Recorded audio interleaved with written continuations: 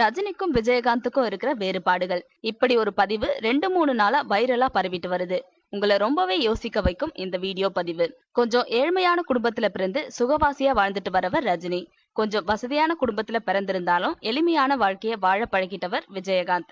சினிமாவில பாலச்சந்தர், மகேந்திரன், பாரதி ராஜா, மணிரத்னம் போன்ற பெரிய இயக்குனர்களால உருவானவர் தான் ரஜினி. ஆர்.கே. செல்வமணி, அபாவானன், அரவிந்த்ராஜ், மகாராஜன் உட்பட திரைப்பட கல்லூரி மாணவர்கள் 32 பேருக்கு இயக்குனராக வாய்ப்பளித்தவர் தான் விஜயகாந்த். தன்னோட திருமணத்தை கூட மதுரை தமுக்கம் மைதானத்துல லட்சக்கணக்கான ரசிகர்கள் முன்னிலையில வடபாயாசம் விருந்தோடு நடத்தினவர் தான் விஜயகாந்த். தன்னோட இளைய மகள் சௌந்தர்யாவோட திருமண வரவேற்பு விழாவுக்கு அழைக்கா விருந்தாளிகளா வந்த ரசிகர்களை செக்யூரிட்டியை வச்சு அடித்து விரட்டினவர் தான் ரஜினி.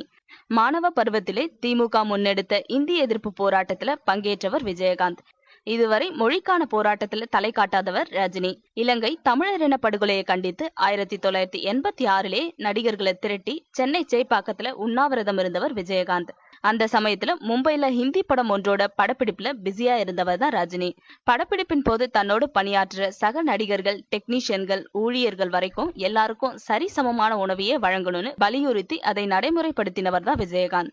திரைப்பட தொழிலாளர்களின் நலனில் அக்கறை கொண்டவரா ரஜினி எப்பவுமே இருந்ததில்ல. சென்னையில இருக்கிற தன்னோட சினிமா ஆபீஸ கூட ஒரு அன்னச்சத்திரமாவே மாற்றி வச்சிருந்தவர் விஜயகாந்த். சினிமா வாய்ப்பு தேடி சென்னை வர இளைஞர்களுக்கு அவரோட ஆபீஸ் தான் பசி போக்கும் ஆலயமா இருந்துச்சு. ரஜினி சோறு போட்டுதா செய்தியே இல்ல. ஈரோட்ல பல வருஷமா ஏழை எளிய மக்கள் பயன்பெறும் விதமா இலவச மருத்துவமனை ஒன்றை நடத்தினவர் விஜயகாந்த். அப்படியான சேவைகளை ரஜினி செஞ்சதே இல்ல. 2006 தமிழகம் எங்கும் 50 இடங்கள்ல இலவச கணினி பயிற்சி மையங்களை துவக்கி நடத்தினவர் விஜயகாந்த். கல்விக்குன்னு சிறு துரும்ப கூட கிள்ளி போடாதவர் ரஜினி. காவிரி பிரச்சனைக்காக நெய்வேலியில போராட்டம் நடத்த பாரதி ராஜா ஏற்பாடு செஞ்சப்போ அதை புறக்கணிச்சவர் ரஜினி. பாரதி ராஜாவுக்கு தோளோடு தோள் நின்று ஆதரவு தந்து போராட்டம் நடைபெற முழு ஒத்துழைப்பு தந்தவர் விஜயகாந்த்.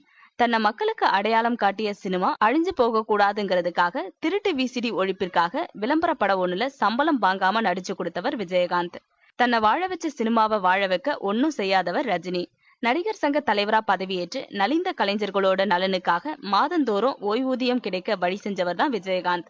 தன் துறையில இருக்கிறவங்க மீதே அக்கறையற்றவரா இருந்து வரவர் ரஜினி. கருணாநிதியும் ஜெயலலிதாவும் கொலோட்சிய நேரத்திலே அரசியல் பிரவேசம் செஞ்சு கட்சி தொடங்கினவர் விஜயகாந்த். அவங்க இருக்கும்போது அரசியல் பக்கமே தலை காட்டாதவர் ரஜினி. தன்னோட ரசிகர்களை எம்எல்ஏக்களாகவும் சேர்மன்களாகவும் கவுன்சிலர்களாகவும் உருவாக்கி அழகு பார்த்தவர் விஜயகாந்த். தன் நம்பகமற்ற பேச்சுக்களால தன்னோட ரசிகர்கள்ல பாதி பேரை இழந்து நிக்கிறவர் ரஜினி. அச்சத்தின் காரணமா நடைபெறும் அரசாங்கங்களை குறை கூற பயந்து சிஸ்டத்தை குறை கூறியிருக்காரு ரஜினி. ஆனானப்பட்ட ஜெயலலிதாவையே சட்டமன்றத்துல வச்சு நேருக்கு நேரா விரல் நீட்டி குரல் உயர்த்தி குற்றம் சொன்னவர் விஜயகாந்த். தான் சம்பாதிச்ச பணத்தை தமிழகத்திலேயே முதலீடு செஞ்சவர் விஜயகாந்த்.